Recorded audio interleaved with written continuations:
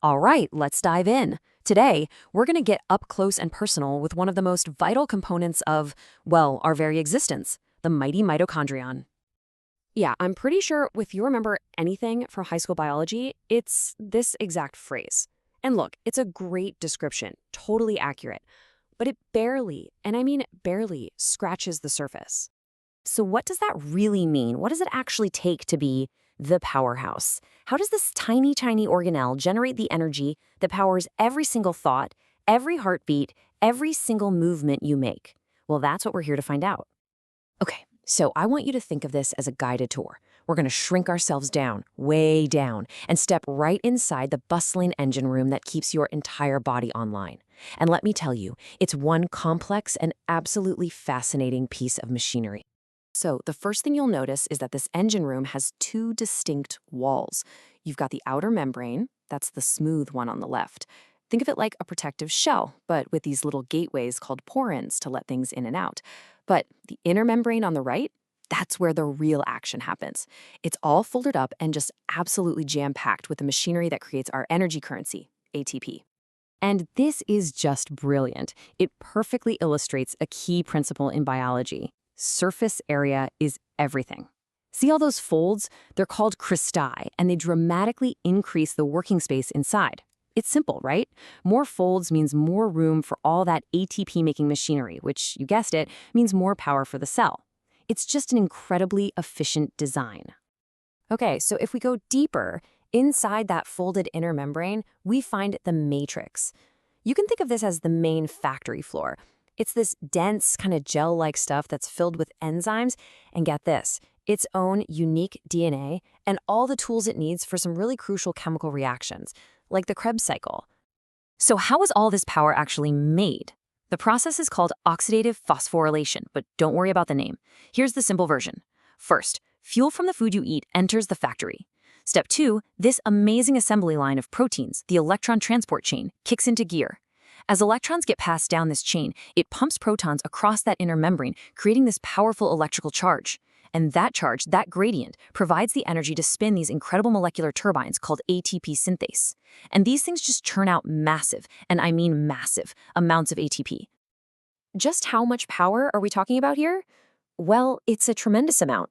Think about your most active cells, like the ones in your liver that are working 24/7.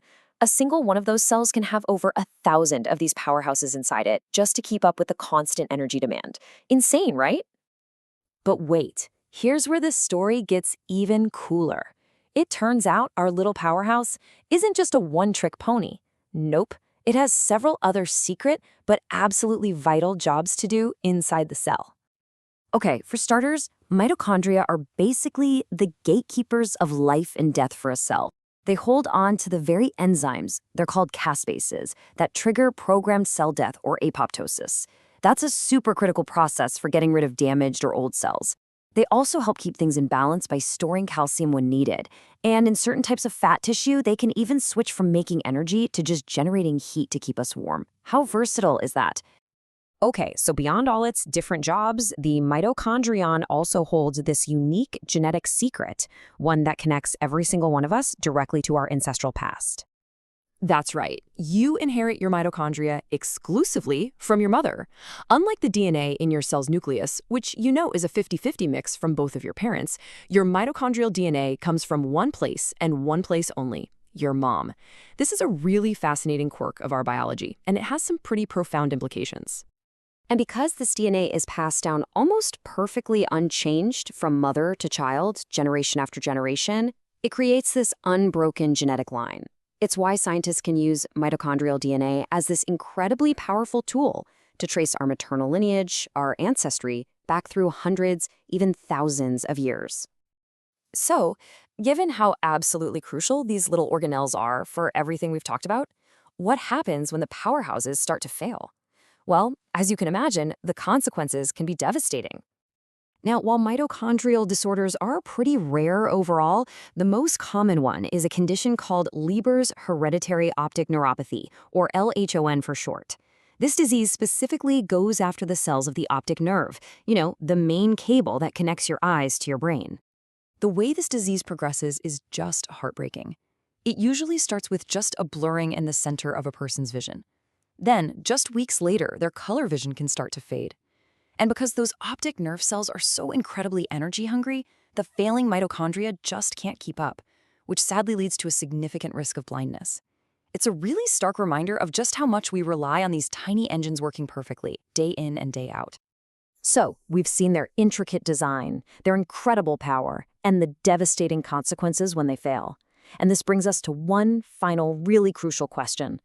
Knowing how absolutely essential these tiny powerhouses are for life itself, what can we do to support them?